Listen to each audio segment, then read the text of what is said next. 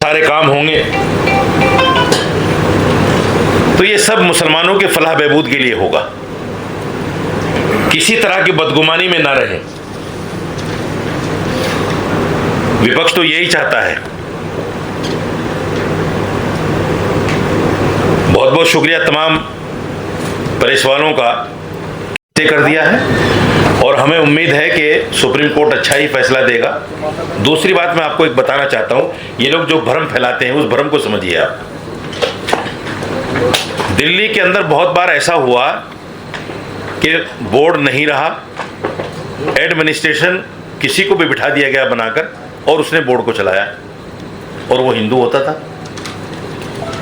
हमें उस वक्त कोई दिक्कत नहीं हुई। दिल्ली में बीजेपी की सरकार भी रही, मदन लाल खुराना की सरकार, साहब सिंह वर्मा की सरकार, सुषमा स्वराज की सरकार।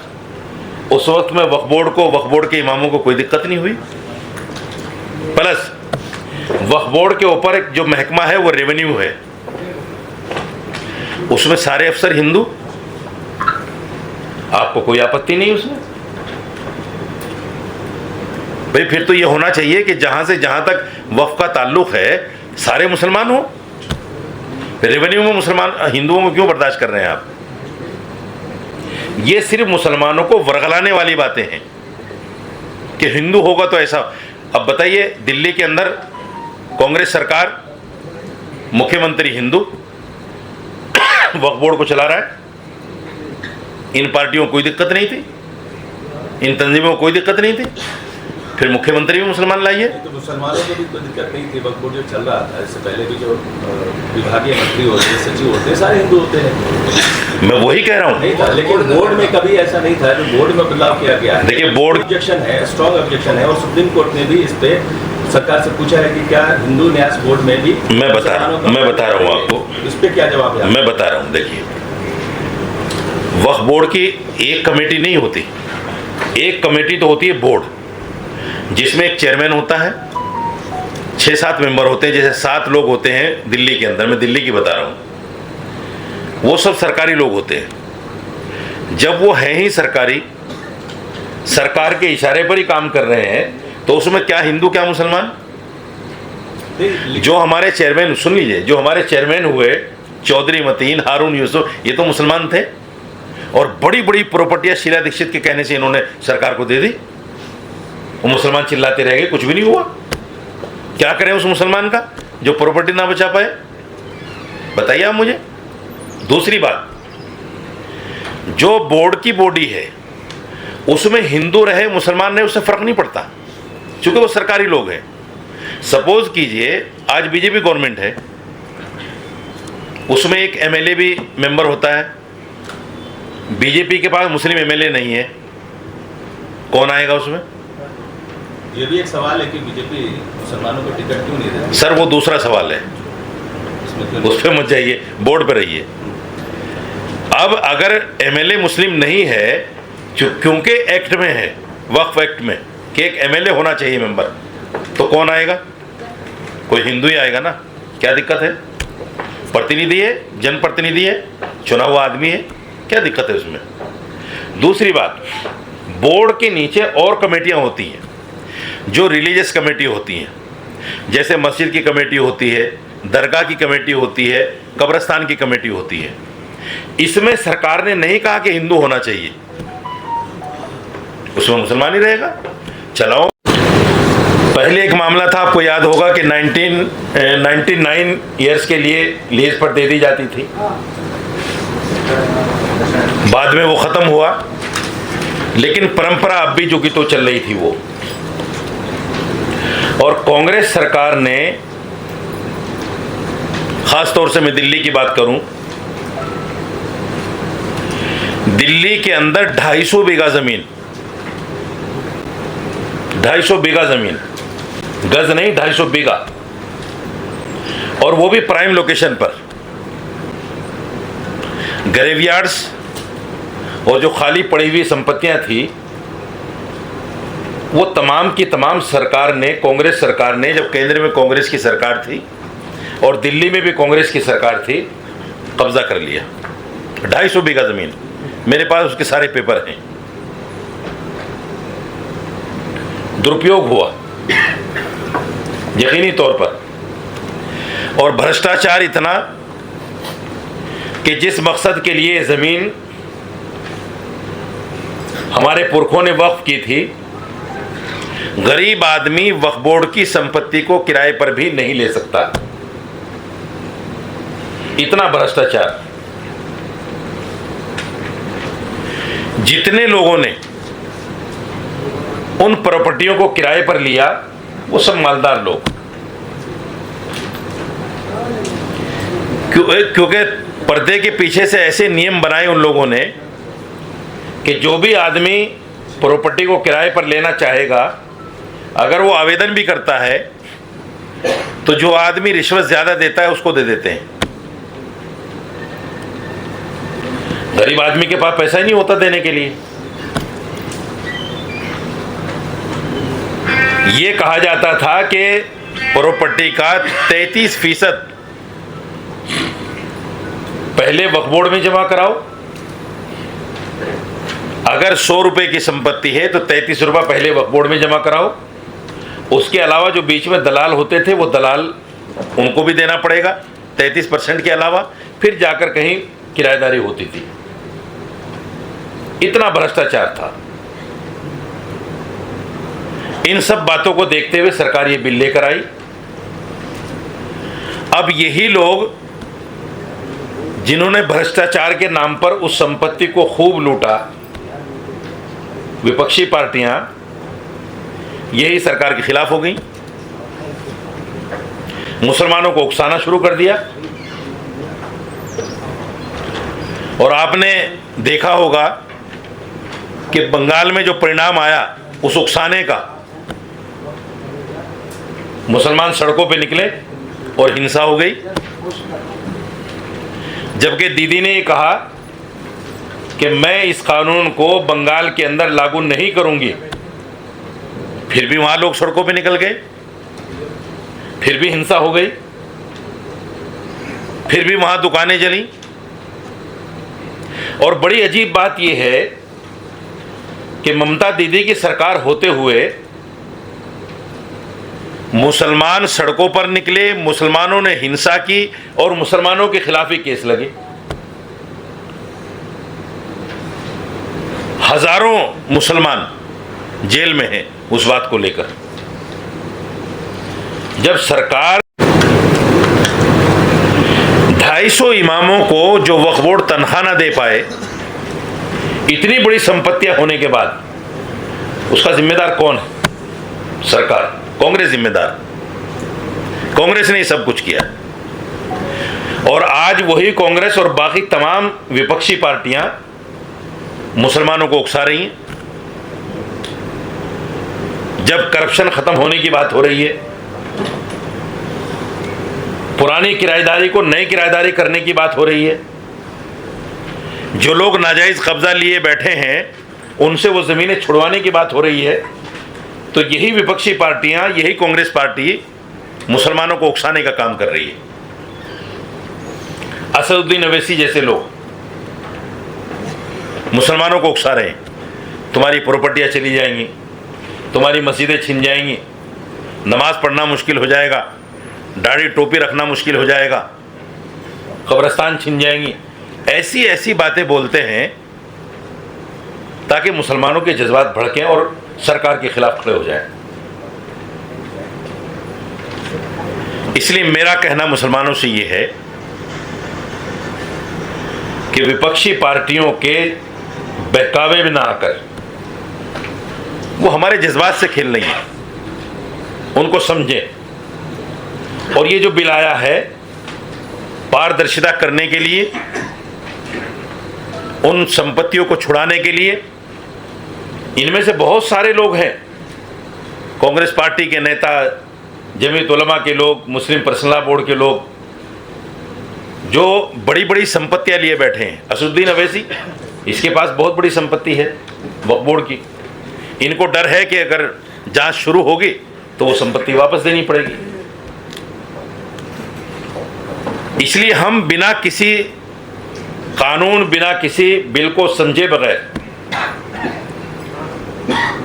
हड़बड़ी में कोई काम ना करें, जज्बात में ना आए। सरकार से बात कर सकते हैं, अगर कोई शंका है, कोई बात है तो सरकार से बात हो सकती है, क्यों नहीं हो सकती। ऐसा तो नहीं कि सरकार ने मना कर दिया बिल्कुल कि हम किसी से बात नहीं करेंगे। तो इसलिए जज्बात में ना आए, परेशान ना हो, और इन विपक्षी पार्टियों के बहकावे में ना आए। ये सबसे बड़ा उद्देश्य है मेरा, कि हम विपक्षी पार्टियों के बहकावे में ना आए। जो तंजीमें हमें वर्गलाना चाहती हैं, सड़कों पर लाना चाहती हैं, उनके बहकावे में आकर हम सड़कों पर ना आए। क्योंकि जब सड़कों पर आएंगे फिर वही बंगाल जैसा सीन पैदा होगा, हिंसा होगी, दुकानें जलेंगी। आप नहीं करोगे, यही लोग बीच में 10 लोग छोड़ देंगे कुर्ता टोपी पहनाकर। फसाद वो लोग करेंगे, नाम मुसलमानों का होगा। इसलिए कोई भी काम जज्बात में ना हो, सोच समझ कर सरकार से संवाद करें, बात करें। और सरकार ने इतना लंबा टाइम भी लिया है इसको समझने के लिए, इसको करने के लिए। ऐसा नहीं कि आनंद फानंद में सब कुछ हो गया। अभी भी मामला कोर्ट में है। कोर्ट में होने के बाद तो सब लोगों को खामोश बैठ जाना चाहिए, क्योंकि जो हमारी न्याय प्रणाली है उस पर हमें पूरा भरोसा है कि हमारे साथ इंसाफ होगा।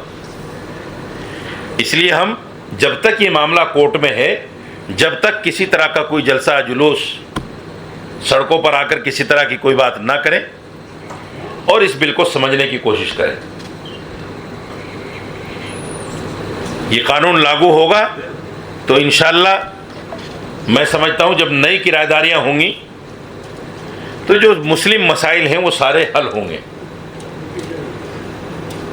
अच्छे लोग सामने आएंगे। तमाम प्रेस बंधुओं को नमस्कार, अस्सलाम वालेकुम, आदाब। सबसे पहले तो मैं भारत सरकार और नरेंद्र मोदी जी का इसलिए शुक्रिया अदा करना चाहता हूं कि उन्होंने पहलगाम के जो आतंकी थे उन पर एक मजबूत हमला किया। उनके बहुत सारे हेडक्वार्टर्स जो पाकिस्तान में चलते थे, आतंकी फैक्ट्रियां, उनको ख़त्म करने का काम किया। हिंदुस्तान की पूरी जनता और ख़ास तौर से हिंदुस्तान के मुसलमान अपनी सरकार और नरेंद्र मोदी जी के साथ हैं। जब भी ज़रूरत पड़ेगी हम भी रिजर्व फोर्स की तरह अगर ज़रूरत पड़ी तो पाकिस्तान के खिलाफ लड़ने को तैयार है। आज की प्रेस का जो मकसद है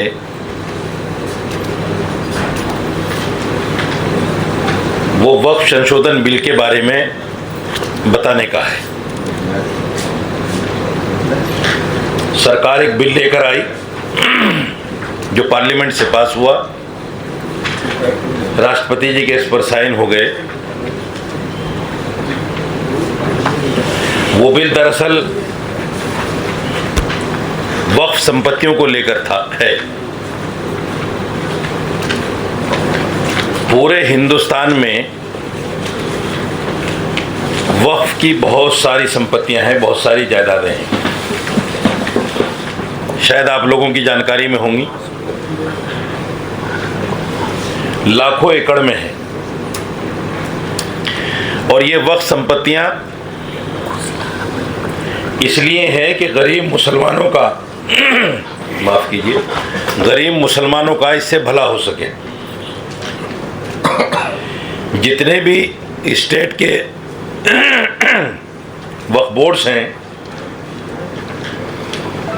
उन तमाम की ये जिम्मेदारी है कि बेवाओं को पेंशन, मुस्लिम बच्चों को स्कॉलरशिप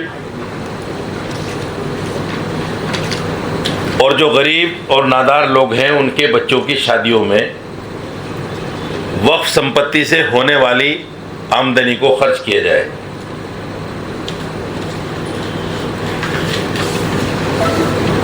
मैं करीब 28-29 साल से वक्फ बोर्ड का इमाम भी हूं और वक्फ बोर्ड को देख रहा हूं। जिस मकसद से वाकिफ ने, वक्फ करने वाले ने उस प्रॉपर्टी को दिया था, पिछली सरकारों ने उसका इस्तेमाल सही नहीं किया। ये सच्चाई है।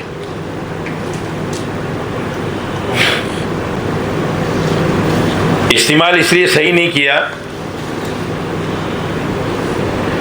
कि एक सरकारी बॉडी स्टेट वक्फ बोर्ड की बना दी जाती है, जिसमें चेयरमैन भी सरकारी होता है, उसके मेंबर भी सरकारी होते हैं, और फिर वो सरकार के इशारे पर जहाँ चाहे, जब चाहे, जिसको चाहे वो ज़मीन आवंटित कर देते हैं। सड़कों पर आ भी गए तो उन पर लाठियां क्यों चली? उनके खिलाफ केस क्यों हुए?